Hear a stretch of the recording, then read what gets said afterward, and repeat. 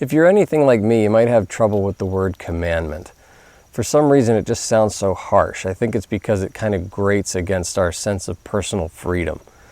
But Jesus said, if you love me, you'll keep my commandments. When we think about the word commandment, we often think back to the Old Testament and the Ten Commandments. Thou shalt not do this, thou shalt not do that. It's just sort of one rule after another, almost as if God just doesn't want us to have any fun or something like that. But that's just not the case. God never says anything so that we don't have fun. It's always for our protection and our benefit. It's the same reason why we don't let our kids play in the street. It's dangerous. And God knows what's a danger to us more than we know that of ourselves. So we often think of the negative, but Jesus said his commandments are not burdensome. He said there are really only two: to love the Lord your God with all your heart, soul, mind, and strength, and to love your neighbor as yourself.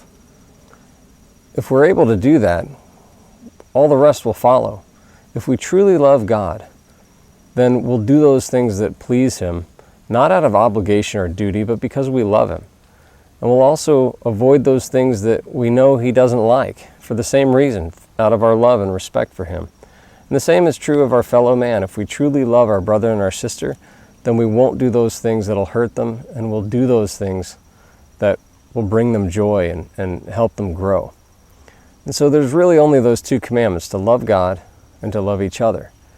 To love God is really our vertical relationship between God and man. And to love each other is that horizontal relationship between man and man. And if you look at the two, it really forms a cross, doesn't it? It's really only in the light of Jesus Christ that we can truly love God, because we understand that we've been forgiven so much and that we owe him everything. And we have that all-consuming love for him because of who he is and what he's done in our life. And then to love man, the same thing, because we understand that we've been forgiven so much. So how could we not forgive each other? And I think when we have those two things in line, to love God and to love each other, then really that's 90% of the Christian walk.